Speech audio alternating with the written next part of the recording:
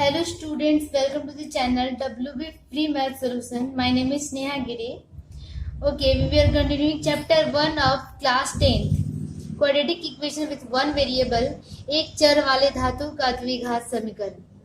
ठीक है, और हमने एक्सरसाइज 1.2 तक कंप्लीट कर लिया था. एक्सरसाइज 1.3 का क्वेश्चन नंबर 1 to 5 तक भी हमने कंप्लीट कर लिया है. आज के इस वीडियो में मैं ये पूरा एक्सरसाइज कंप्लीट करूंगी. एक्सरसाइज 1.3 6, 7, 8, 9 क्वेश्चंस करके. उसके बाद आपका आता है अति संक्षिप्त प्रश्न VSA MCQs आता है. ठीक है, क्वेश्चन नंबर 10 में तो MCQs है और ऐसे है. ये दो जो क्वेश्चंस है इसका हम अलग वीडियो बनाएंगे और उस पर एक रिक्वेस्ट अगर मिल जाए एक या दो तो वो वीडियो जल्दी आपको मिल जाएगी. तो तब तक के लिए जो लॉन्ग क्वेश्चंस है जो इम्पोर्टेंट है वही करते हैं. शॉर्ट क्वेश्चन का एक अलग वीडियो में बनाकर दे दूंगी. तो एक्सरसाइज 1.3 का हम ओनली क्वेश्चन नंबर 9 का 9 तक ही करेंगे. ओके, तो चलो वीडियो स्टार्ट करते हैं क्वेश्चन नंबर 6 से. ओके, और वीडियो स्टार्ट करने से पहले मैं आपको एक बात और रिमाइंड कराना चाहती हूँ कि अगर आप मेरा चैनल देख रहे हैं और सब्सक्राइब नहीं कर रहे हैं तो प्लीज सब्सक्राइब कर लीजिए, क्योंकि ये आपके लिए बहुत ज्यादा हेल्पफुल होने वाला है. ठीक है, और वीडियो पसंद आए तो प्लीज लाइक कर दीजिए. ओके स्टूडेंट, क्वेश्चन नंबर 6 क्या कह रहा है? दो अंकों की एक संख्या का दहाई अंक इकाई अंक की अपेक्षा 3 कम है.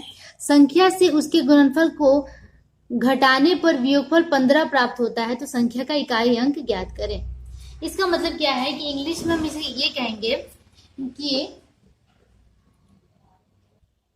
Okay, the tenth place of the 2 digit number is less by 3. ठीक है, less by 3 then the unit place. Unit place का डिजिट को हम x मान लेंगे. ठीक है, तो 10th प्लेस का डिजिट क्या होगा? x माइनस 3 हो गया.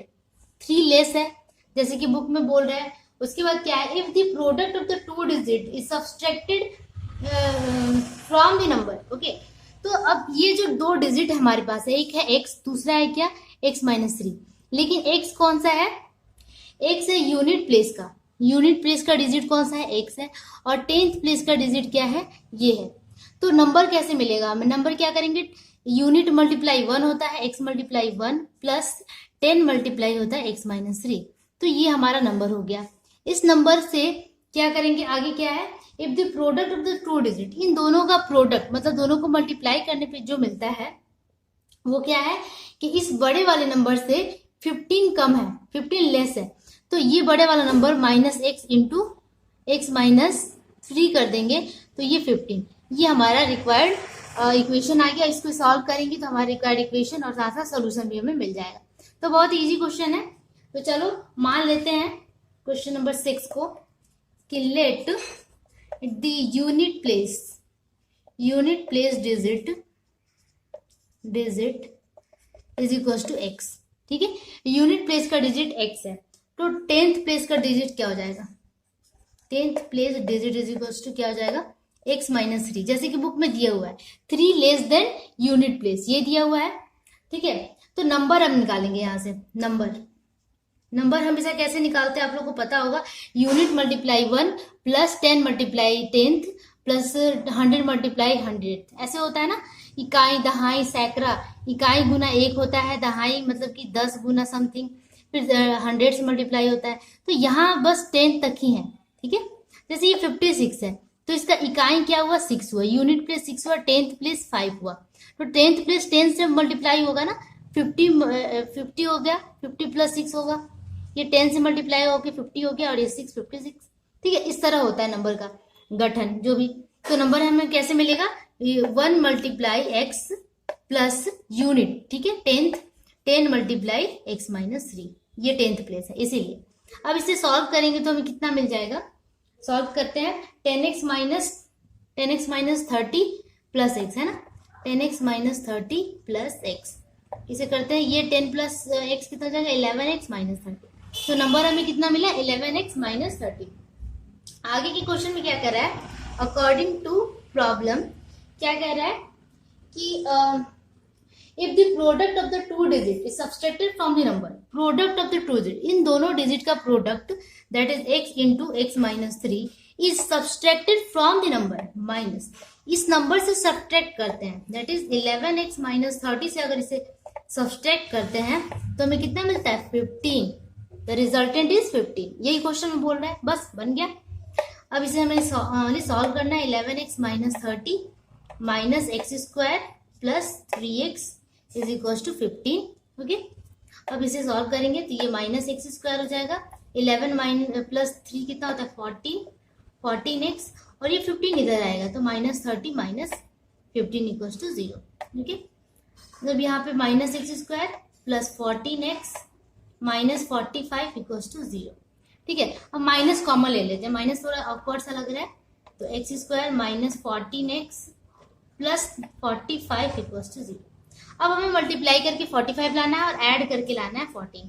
ठीक है, तो ये कैसे होता है, आपका आएगा कितना 14 किसके किसके टेबल में आता है, 2 के टेबल में आता है, 2 7 और 2 प्लस 14 सॉरी 45 किसके किसके टेबल में आता है, 5 के टेबल में आता है। 5 9 जा 45। ओके, हो गया।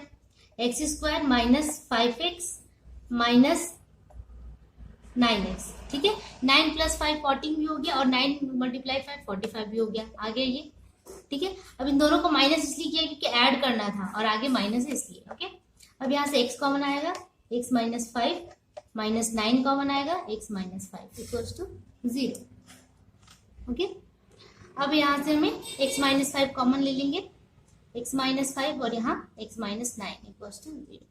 अब सिंपली वही करना है, आइदर और आप पूरा लिख लेना, x minus 5 equals to 0 and x minus 9 equals to 0, that is x is equals to 5 and x is equals to 9। यही आपका रिक्वायर्ड सोल्यूशन हो गया। ठीक है, 5 और 9।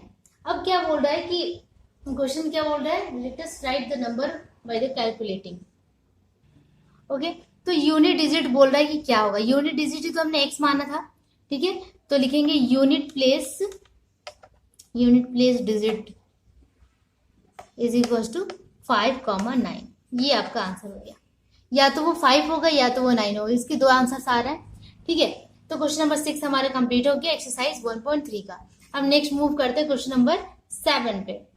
ओके, क्वेश्चन नंबर 7 में क्या है फ्रेंड्स, देखो हमारे स्कूल के हौज में 2 नल लगे हैं। ओके, दोनों नलों द्वारा 11.1/9 मिनट में भर जाता है। दोनों नल द्वारा हौज इतने टाइम में भर जाता है। दूसरे नल को पहले की अपेक्षा 5 मिनट कम समय लगता है, तो प्रत्येक नल हौज को कितने समय अलग भर लेगा, ये हमें बताना है, करके देखें। ठीक है, ओके, तो इंग्लिश में भी मैं बता देती हूँ इसको कैसे पढ़ते हैं। Okay, there are the 2 pipes in a water, okay, in a water reservoir of our school. 2 pipes together takes 11 whole 1/9 minute to fill the, मतलब कि इस हौज को भरने के लिए एक बड़ा सा हौज है और उसमें 2 पाइप लगाया हुआ है। ठीक है, 2 पाइप लगाया हुआ है, एक पाइप और ये दूसरा पाइप, और दोनों पाइप मिलकर कितने में भर देते हैं उसे 11.1/9 है ना, 11 होल 1/9 टाइम में उसको फिल कर देते हैं। ओके, तो नेक्स्ट क्या कह रहा है, दोनों मिलके तो इतना टाइम में भरते हैं। अगर दोनों को सेपरेटली ओपन किया गया तो one pipe would take 5 minutes more time than the other pipe. ठीक है, अगर ये इसको x का टाइम लगता है तो इससे x + 5 टाइम लगेगा। ठीक है, इतना हो रहा है। And let us write by the calculating the time taken by to fill the reservoir separately by each of the pipe. तो वो टाइम पूछ रहा है जिसमें दोनों मिलके, मतलब कि उसको सेपरेटली भर लेते हैं, तो कितने टाइम में सेपरेटली इसको फिल कर पाएंगे। ओके, तो ये हमें निकालना है। सबसे पहले तो हमें टाइम को लेकर चलना होगा, क्योंकि इसमें लिख दिया है कि सेपरेटली अगर वो करते हैं तो 1 pipe would take 5 minute more than other. तो हम क्या करेंगे कि लेट 2 पाइप्स टेक, अलग अलग दोनों का ले लेंगे कि let, question number 7, let 2 pipes would let 2 pipe से वुड नहीं लिखते हैं, let 2 pipe takes x minute and x + 5 minute respectively. ठीक है, इतना और इतना मिनट दोनों को लगता है। ठीक है, अगर एक को x लगता है तो दूसरों को x + 5 मिनट का टाइम लगता है। ठीक है, अब क्या है कि वो लोग टू फिल द रिजर्वियर है ना, रिजर्वियर ही है ना, कंप्लीटली। इतना टाइम लगता है हम लोगों को। ओके, अब ये क्या करता है, ये पूरा फिल कर देता है ना, इसको पूरा को एक मान लेते हैं कि पूरा एक है, हौज को ही एक मान लेते हैं। ठीक है, तो लिखेंगे then in in 1 minute, 1 minute में वो कितना फिल करेंगे। 1 minute they will fill it will fill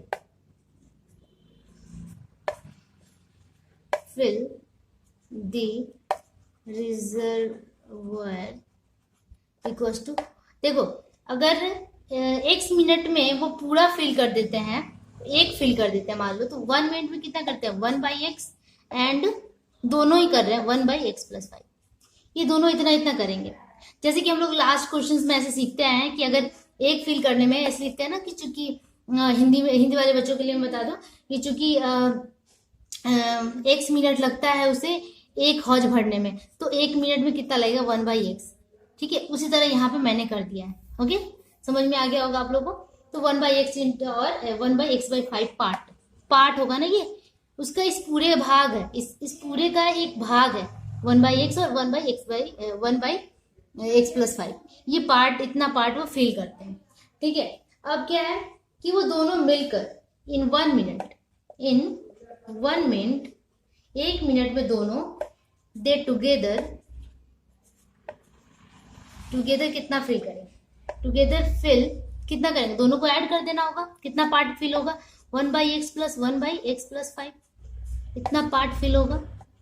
ठीक है, अगर 1 मिनट में दोनों एक साथ मिलके करते हैं तो। ठीक है, अब अकॉर्डिंग टू क्वेश्चन क्या हो जाएगा, अकॉर्डिंग टू प्रॉब्लम क्या है कि अगर दोनों मिलके करते हैं तो कितना टाइम लगता है 11 होल 1/9, तो दोनों को मिला देते हैं 1/x + 1/x+5, कितना टाइम लगता है 11 होल 1/9 इक्वल्स टू कितना फिल करने में, पूरा फिल करने, पूरा को हमने क्या माना है x माना है। ठीक है, 1 माना है, तो इस 1 पार्ट को पूरा फिल करने में उसे इतना टाइम लगता है। तो ये जो उसका ये पार्ट है, इतना काम है, इस काम को इस समय से मल्टीप्लाई करने पे काम आ जाएगा। ओके, तो इक्वेशन बन गया हमारा, और अगर आप इस ट्रिक से करते हैं तो एग्जाम में आपको बहुत ही इजी लगेगा, कहीं भी आप रुकेंगे नहीं। तो ठीक है, तो हमने क्या किया, जो ये पूरा काम था उसे समय से मल्टीप्लाई कर दिया, तो ये पूरा काम हो जाता है, मतलब पूरा एक काम ही कंप्लीट कर रहे हैं ना दोनों, इतना पार्ट काम करके 1/x पार्ट काम करते हैं, 1/x+5 पार्ट काम करते हैं, प्लस इंटू इतना टाइम लगता है दोनों को मिलाकर, और ये पूरा काम कंप्लीट करते हैं। अब इसे हमें करना है क्या, सॉल्व करना है, तो चलो सॉल्व करते हैं। ये देखो ये हो जाएगा x × x+5 एलसीएम, x कटा क्या बचा x+5 प्लस ये से ये कटा x बचा, और ये उधर जाके पलट जाएगा। ठीक है, 9 × 11 + 1 होता है ना, तो कितना हो जाएगा 99, 100/9 होगा, लेकिन जब वो उधर जाएगा तो पलट जाएगा। ठीक है, रिवर्स हो जाएगा, 9/100 हो जाएगा। ओके, 9/100। अब यहाँ पे 2x + 5 नीचे मल्टीप्लाई कर देते हैं, x² + 5x = 9/100। ठीक है, अब हमें करना है क्या, क्रॉस मल्टीप्लीकेशन, क्रॉस मल्टीप्लाई करते हैं, ये 2x है। ओके, तो ये 9x² + 5x, और यहाँ क्या हो जाएगा 200x + 100 × 5 कितना हो जाएगा 500, इतना हुआ। अब ये 9x² + 5x - 200, okay, 200x - 500 = 0, 9x² और ये हो जाएगा इसमें से -195x - 500 = 0।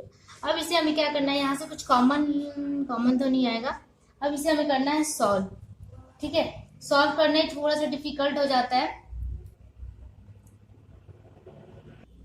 सॉरी मैंने यहाँ पे कुछ गड़बड़ किया है। 9x² 9 × 5 नो 45 होगा यहाँ पे। ठीक है, 45x यहाँ पे हो जाएगा कितना 45x, अब 45x - 200 करेंगे तो आ जाएगा कितना 155। ठीक है, तो ये हो जाएगा कितना 155x - 500। ठीक है, अब यहाँ पे हमें क्या करना है कि मल्टीप्लाई करके 500 लाना है और माइनस करके 155 लाना है, तो ये क्या हो जाएगा 9x² अगर हम 180 में से 25 माइनस कर देते हैं, ठीक है, 180 माइनस 25 कर देते हैं तो 155 आ जाएगा। Okay, -500 is equal to 0।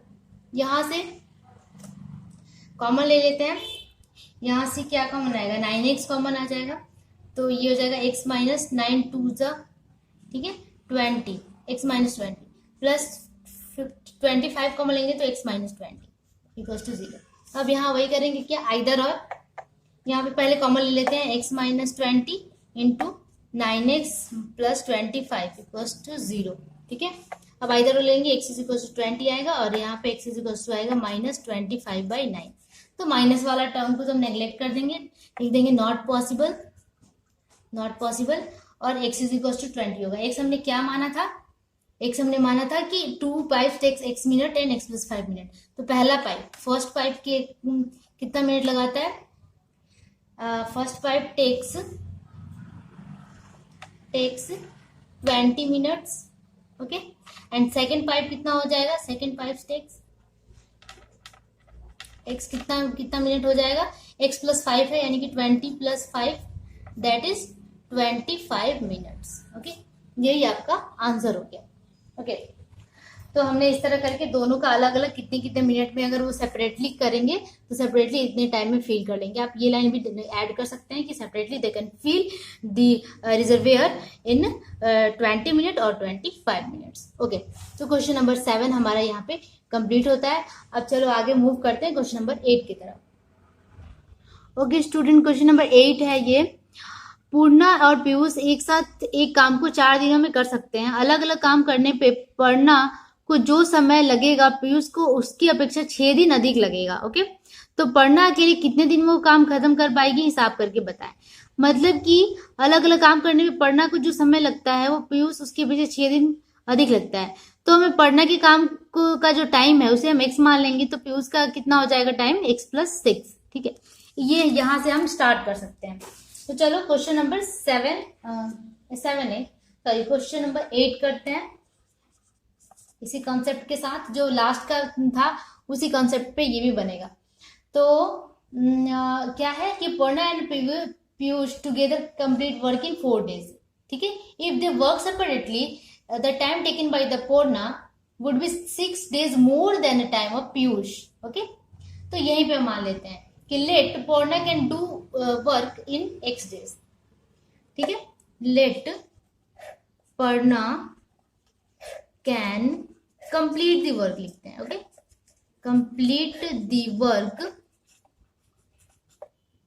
In x days, ठीक है। या फिर आप इसको घुमा के भी लिख देंगे, चलो ठीक है। पूर्णा और पीयूष क्या क्या लिखेंगे, Piyush can complete the work in x plus 6 days, क्योंकि इसको 6 days मोर लगता है, ठीक है, अधिक लगता है, तो ये लिखेंगे। अब क्या है कि इसको थोड़ा घुमा कर लिखते हैं, ठीक है। ये if x dash days can taken by पूर्णा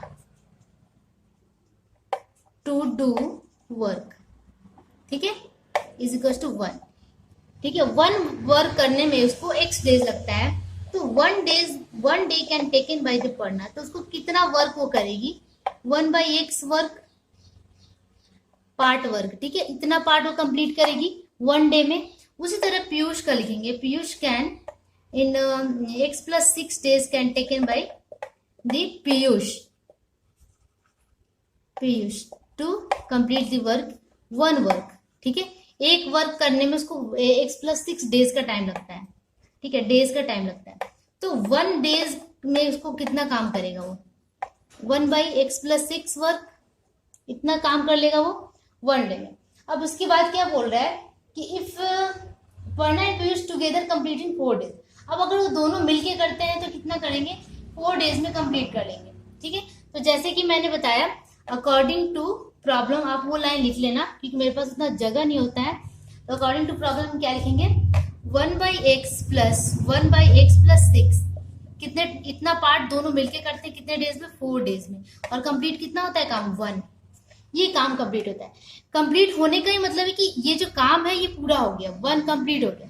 तो यहाँ पे 1 लिखेंगे, जैसे कि मैंने लास्ट में बताया था वो नल वाले प्रॉब्लम में, वैसे ये भी बनेगा। अब बस इसको सॉल्व कर देना और कुछ भी नहीं करना है। यहाँ पे x इंटू एक्स प्लस 6 और ये 1/4 हो जाएगा इधर ले जा करके, ठीक है। अब इससे इसको करेंगे तो ये x प्लस 6 हो जाएगा, प्लस ये x प्लस 6 कटा x बचा। यहाँ पे क्या हो जाएगा 2x plus 6 by x square plus 6x is equal to 1/4। I think यहाँ से आप लोग कर सकते हो, ठीक है। 2x प्लस 6 हो गया। अब हमें करना है क्या, क्रॉस मल्टीप्लाई। क्रॉस मल्टीप्लाई करते हैं, एक्स स्क्वायर प्लस 6x होगा यहाँ, और इधर कितना हो जाएगा 8x प्लस 24, ठीक है। 8x plus 24। अब यहाँ हो जाएगा एक्स स्क्वायर माइनस 2x हो जाए, 8x minus 6x minus 2x, और इधर आके माइनस 24 इक्वल टू 0। अब हमें इसी को सॉल्व करना है, और इसको सॉल्व करेंगे तो देखो मैं डायरेक्टली कर देती हूँ क्योंकि मेरे पास इतना टाइम नहीं होता है। x माइनस 6 होगा और x माइनस 4 होगा, x प्लस 4 होगा, आप इसे करके देख लेना, यही आएगा आपका। अब करेंगे इधर और, तो x इज इक्वल टू आएगा 6 and x is equal to आएगा -4। ये नॉट पॉसिबल हो जाएगा, नॉट पॉसिबल, ठीक है। तो क्या लिखेंगे, x हमने किसको माना था, Parna can complete the work in x days, ये माना था ना हमने, x डेज में कंप्लीट करती है, तो हमें हमारा आंसर आ गया। और पूछ क्या रहा था कि latest calculate the time taken by the Parna. Okay, the time taken by Parna is equal to 6 days. Okay, यही पूछ रहा था और हमारा आंसर 6 डेज आ गया। ओके, तो बहुत ही इजीली तरीके से हमने क्वेश्चन नंबर 8 को भी सॉल्व कर लिया। अब मूव करते हैं क्वेश्चन नंबर 9 पर। ओके स्टूडेंट, क्वेश्चन नंबर 9 ये लास्ट क्वेश्चन है, ठीक है। उसके बाद अति संक्षिप्त है, तो ये हम बाद में इसका अलग में वीडियो बना दूंगी। तो 9 में क्या है, कलमों का एक मूल्य प्रति दर्जन 6 रुपये कम करने से 30 रुपये में 3 अधिक कलमें खरीदी जा सकती हैं। तो मूल्य कम करने से पहले कलमों का प्रति दर्जन मूल्य कितना था। मतलब कि मूल्य कम करने से पहले, कम करने पे उसे 3 पेन अधिक मिल जाता है, तो कम करने से पहले उस प्रति दर्जन मूल्य कितना था, कि एक दर्जन का दाम कितना था, ये हमें निकालना है क्वेश्चन नंबर 9 में। तो मैं एक बार और एक्सप्लेन कर देती हूँ क्वेश्चन को। If the price of 1 dozen pen reduce by 6, ठीक है, 1 डोजन, एक दर्जन पेन जो है, डोजन पेन अगर 6 रिड्यूस हो जाता है, तो 3 मोर पेन, 3 अधिक पेन खरीदे जा सकते हैं। कितने रुपीज में, 30 रुपीज में 3 मोर पेन खरीदे जा सकते हैं, ठीक है, ये बोल रहा है। और साथ ही में before the reduction of price let us calculate the price of 1 dozen, reduction से पहले उसका प्राइस कितना था ये हमें पता करना है, ठीक है। तो प्रीवियस प्राइस क्या होगा, let previous price of 1 dozen pen in x मान लेते हैं, कि पहले उसका दाम कितना था, एक्स था, यही पूछ रहा था ना कि पहले उसका दाम कितना था, तो हम उसी को एक्स मान लेते हैं, ठीक है। तो लिखेंगे क्या कि let previous price of 1 dozen pen, previous price को ही हमने क्या मान लिया, एक्स मान लिया, ठीक है। अब अभी क्या हो जा रहा है कि now if the price of 1 dozen pen is reduce by 6 reduce हो गया, तो अब 6 रिड्यूस हो गया, तो ठीक है। अब क्या लिखेंगे, now price of 1 dozen pen, अभी उसका प्राइस कितना हो जाएगा, x माइनस 6 हो गया, इतना रुपीज हो गया, ठीक है। पहले था x रुपीज प्रीवियसली, अब उसका प्राइस कितना हो गया, x माइनस 6 हो गया है, तो 30 रुपीज में 3 अधिक मिल रहा है, ये ना। तो प्रीवियसली पहले क्या होता था कि 30 रुपीज में उसे कितना पेन मिलेगा, ठीक है। देखो x रुपीज में उसे कितना पेन मिलता है, x dozen, in x rupees 1 will get pens is equal to 1 dozen, ठीक है।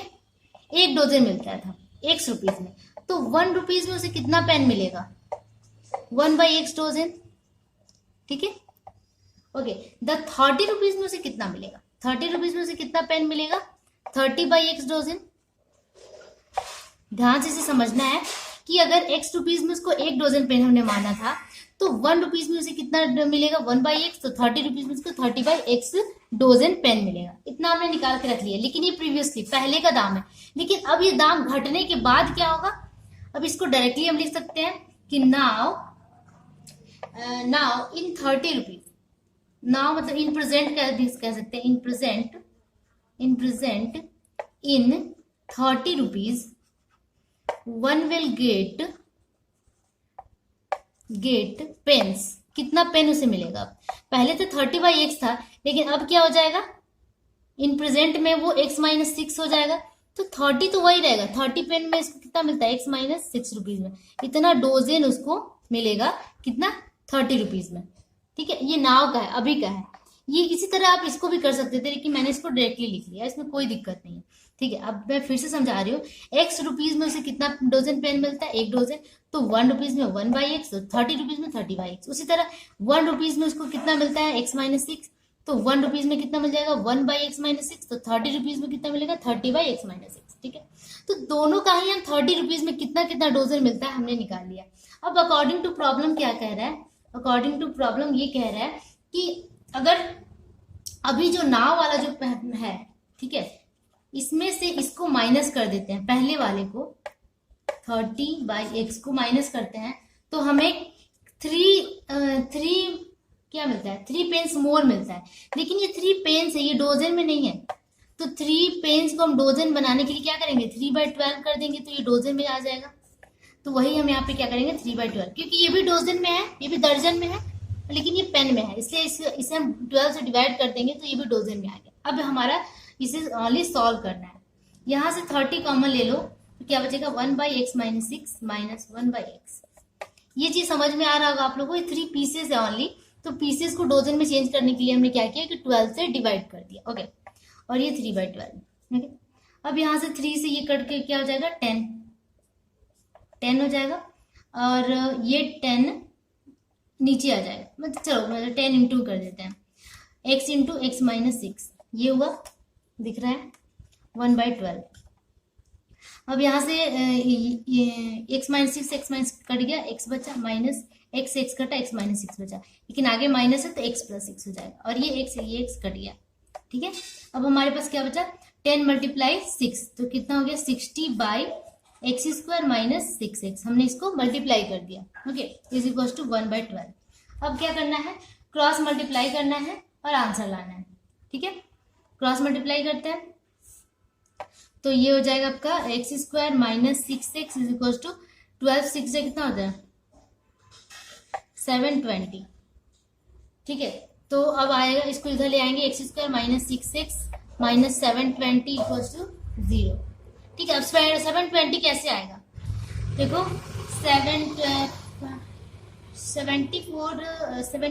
किसके टेबल में आता है, 24 के टेबल में आता है, तो ये हो गया x² minus 30x - 24, sorry 30x + 24 करेंगे, तो ये माइनस हो जाएगा, 30 - 24 6 आ गया, और इसको मल्टीप्लाई करने पे 720 भी आ जाता है। ओके, तो ये हमारा यहाँ पे सॉल्व हो रहा है।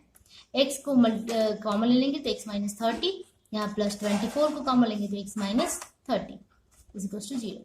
क्या आएगा x - 30 कॉमन निकालने के बाद, और ये बचा x + 24, ये कैंसिल हो जाएगा क्योंकि इसका आंसर आ जाएगा माइनस में, तो ये नॉट पॉसिबल हो जाएगा, नॉट पॉसिबल, और ये x इज इक्वल टू 30। ठीक है, आइदर करने में इसका मतलब क्या है, x हमने क्या माना था, previously price of 1 dozen pen, यही निकालना था हमने, ये निकालना था, और हमारा आ गया x इज इक्वल टू 30। तो हम ये लिख देंगे कि प्रीवियस प्राइस ऑफ